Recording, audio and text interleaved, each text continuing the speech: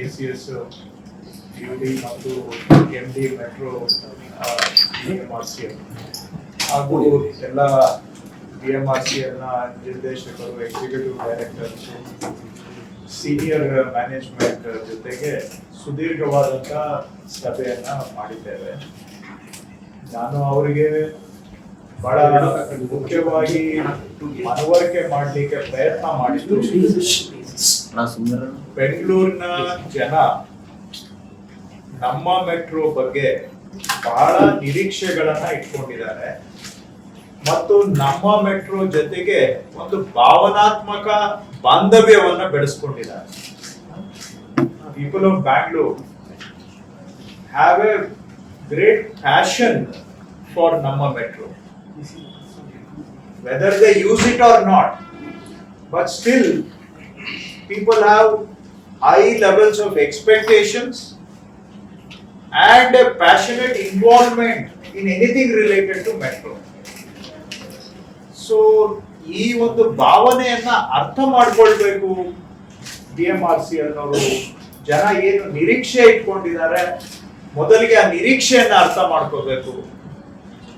ಇದು ಬಹಳ ಮುಖ್ಯ. ನಾವು ಈ ದೇಶದಲ್ಲಿ ಯಾವ್ಯಾವ ಮೆಟ್ರೋ ನಿರ್ಮಾಣ ಸಂಸ್ಥೆಗಳಿದಾವೆ ಅವೆಲ್ಲವನ್ನು ಕೂಡ ಸ್ವಾಯತ್ತ ಸಂಸ್ಥೆಗಳಾಗಿ ಕಟ್ಟಿದ್ದೇವೆ. ಅಲ್ಲಿ ಯಾವುದು ಕೂಡ ಒಂದು ರೀತಿ ಇಂಟರ್ಫಿಯರೆನ್ಸ್ ಇರಬಾರದು ಅಂತ ಹೇಳಿ ಸಾಕಷ್ಟು ಅವರಿಗೆ ಸ್ವಾಯತ್ತತೆಯನ್ನ ಕೊಟ್ಟಿದ್ದೇವೆ. ಆದ್ರೆ ಸ್ವಾಯತ್ತತೆ ಜೊತೆಗೆ ಉತ್ತರದಾಯಿತ್ವ ಇರಬೇಕು, ಅಕೌಂಟಬಿಲಿಟಿ ಇರಬೇಕು. Autonomy, for it to be meaningful, must be accompanied by accountability. Otherwise, illa ant helidre it becomes just free for all. ಆ ರೀತಿ ಸ್ವೇಚ್ಛಾಚಾರ ಆಗ್ಬಿಡುತ್ತೆ.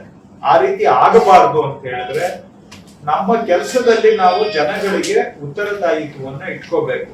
ಉತ್ತರದಾಯಿತ್ವ ಬರಬೇಕು ಅಂದ್ರೆ ಜನಗಳ ಅಪೇಕ್ಷೆ ಏನು, ನಿರೀಕ್ಷೆ ಏನು, ಇದನ್ನ ಅರ್ಥ ಮಾಡ್ಕೋಬೇಕು. ಯಾಕೆ ಇದನ್ನೆಲ್ಲ ಹೇಳಿದ್ದೇನೆ ಅವರಿಗೆ ಅಂದ್ರೆ, ನಾವು ಇಲ್ಲಿವರೆಗೂ ಕೂಡ ಜನಗಳಿಗೆ ಯಾವ ಕಾಲಮಿತಿ ಒಳಗಡೆ ಮಾಡ್ತೀವಿ ಅಂತ ಏನೇನು ಭರವಸೆ ಕೊಟ್ಟಿದ್ದೇವೆ, ಎಲ್ಲವೂ ಕೂಡ 2 ವರ್ಷ, 1 ವರ್ಷ, 3 ವರ್ಷ ಈ ರೀತಿ ಗಡಿಗಳನ್ನ ನಾವು ಮೀರಿದ್ದೇವೆ. ಬಹುಶಃ ನನಗೆ ತಪ್ಪು ಗ್ರಹಿಕೆ ಇರಬಹುದು, ಇದ್ದಲ್ಲಿ ನಾನು ಸರಿಪಡಿಸ್ಕೊಳ್ತೇನೆ. ಇಲ್ಲಿವರೆಗೂ ಯಾವ ಒಂದು ಡೆಡ್ ಲೈನ್ ಕೂಡ ನಾವು ಮೀಟ್ ಆಗಿಲ್ಲ ಅಂತ. Maybe I am mistaken, but that is are nearer to the deadline ನಾವು ಮಾಡಕ್ಕೆ ಆಗಿಲ್ಲ. ಸರಿ, nearer to the deadline ನಾವು ಮಾಡ್ಲಿಕ್ಕೆ ಆಗಿಲ್ಲ. ಸೊ ಸಮ್ವೇರ್ ಯಾಕೆ ಈ ರೀತಿ ಆಗ್ತಾ ಇದೆ? ಈಗ ನಾವು ಶಂಕುಸ್ಥಾಪನೆ ಮಾಡಿ ಸುಮಾರು 25 ವರ್ಷ ಆಗಿದೆ. ಕೆಲಸ ಆರಂಭ ಮಾಡಿ 22 ವರ್ಷ ಆಗಿದೆ ಅನ್ಸುತ್ತೆ. ಮಾನ್ಯ ಶ್ರೀ SM ಕೃಷ್ಣ ಅವರು ಬಹುಶಃ ಅವ್ರ ಕಾಲದಲ್ಲಿ ಶಂಕುಸ್ಥಾಪನೆ ಮಾಡಿದ್ರು.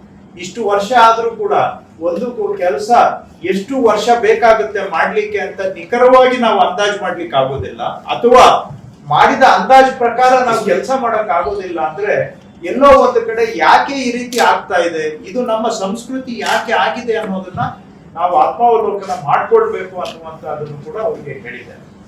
ಯಾಕೆ ಹೇಳಿದ್ದೇನೆ ಅಂತ ಹೇಳಿದ್ರೆ, ನಾನು ಅವ್ರಿಗೆ ಸ್ಪಷ್ಟವಾಗಿ ಹೇಳಿದ್ದೇನೆ, ನಾನು ಜನಗಳ ಭಾವನೆಗೆ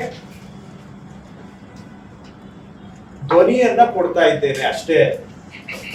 I am sitting here as the voice of the people. I am only giving voice to the feelings and concerns of the people. ಇದು ನನ್ನ ಭಾವನೆ ಅಲ್ಲ, ಯಾಕಂದ್ರೆ ನಾನು ದಿನನಿತ್ಯ ಮೆಟ್ರೋ ಉಪಯೋಗಿಸೋನು ಅಲ್ಲ. ಬೆಂಗಳೂರಿನಲ್ಲಿ ಜನ ಟ್ರಾಫಿಕ್ ಸಮಸ್ಯೆಯಿಂದ ಜೀವನ ಹೈರಾಣ ಆಗಿದೆ. ಎಲ್ಲೋ ಒಂದು ಕಡೆ ಮೆಟ್ರೋ ಇಂದ ನಮ್ಮ ಟ್ರಾಫಿಕ್ ಸಮಸ್ಯೆಗೆ ಪರಿಹಾರ ಸಿಗುತ್ತೆ, ಬದುಕು ಸುಧಾರಣೆ ಆಗುತ್ತೆ, ದಿನನಿತ್ಯದ ಜೀವನ, ದೈನಂದಿನ ಜೀವನ ಅಂತ ನಿರೀಕ್ಷೆ ಇಟ್ಕೊಂಡಿದ್ದಾರೆ.